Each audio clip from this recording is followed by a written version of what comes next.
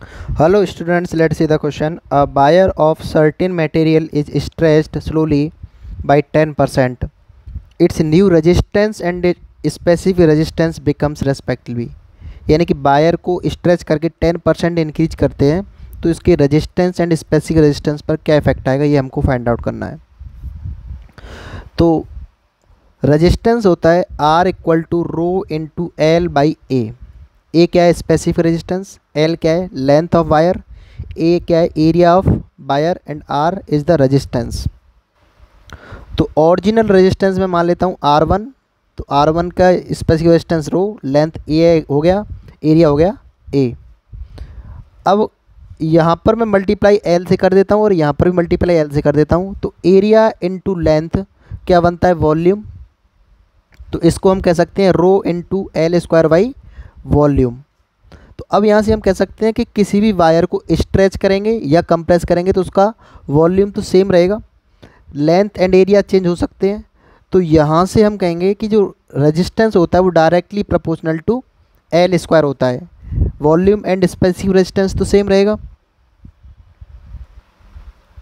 अब लेंथ 10% बढ़ाई है, यानी कि पहले लेंथ एल था, L1 को मैं मान लेता हूँ L, तो फाइनल लेंथ जो बनेगी L2 वो बन जाएगी L था प्लस 10% बढ़ा दिया, तो L का 10% कितना हो जाएगा L इंटू 10/100।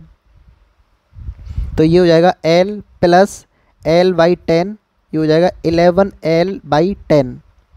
तो यहाँ से मैं R2 निकालता हूँ, सेकंड केस में रेजिस्टेंस वो हो जाएगा रो तो सेम रहेगा एल स्क्वायर, तो फाइनल लेंथ कितनी आ जाएगी L2 का स्क्वायर, क्योंकि डायरेक्टली प्रोपोर्शनल टू लेंथ के। एंड यहाँ पर R1 भी हम इस तरीके से कह सकते हैं, लेंथ पर डिपेंड करता है रेजिस्टेंस, तो rho into L1 square, L2 कितना है रो इंटू L2 हो गया 11L/10 का स्क्वायर, एंड L1 कितना है ओनली L, तो ये हो गया L रो इंटू एल स्क्वायर। अब यहाँ से कंपेयर करते हैं दोनों को, यहाँ पे डिवाइड कर दो तो हम कह सकते हैं R1/R2, R1 कितना है रो एल स्क्वायर, R2 कितना हो जाएगा रो इंटू 11L/10 का स्क्वायर।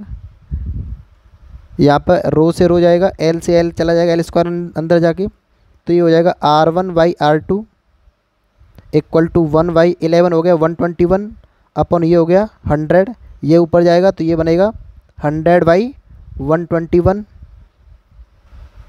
तो यहाँ से R2 क्या हो जाएगा R2 equal to 121/100 into R1, इसको कह सकते हैं 1.21 R1, यानी कि सेकंड केस में जो रेजिस्टेंस आ रहा है वो फर्स्ट केस का 1.21 टाइम्स हो जाता है, यानी कि 1.21 गुना हो जाता है। तो रेजिस्टेंस कितना हो गया 1.21 टाइम्स। अब बात करें स्पेसिफिक रेजिस्टेंस, स्पेसिफिक रेजिस्टेंस क्या होता है, specific resistance is the intrinsic property of a material. वो मटेरियल जैसे मटेरियल चेंज करोगे उसके हिसाब से चेंज होगा, इसकी डायमेंशंस के ऊपर डिपेंड नहीं करती स्पेसिफिक रेजिस्टेंस। तो हम यहाँ से कह सकते हैं कि स्पेसिफिक रेजिस्टेंस क्या रहेगा सेम रहेगा, एंड रेजिस्टेंस क्या हो जाएगा 1.2 टाइम्स। तो option A is your correct answer.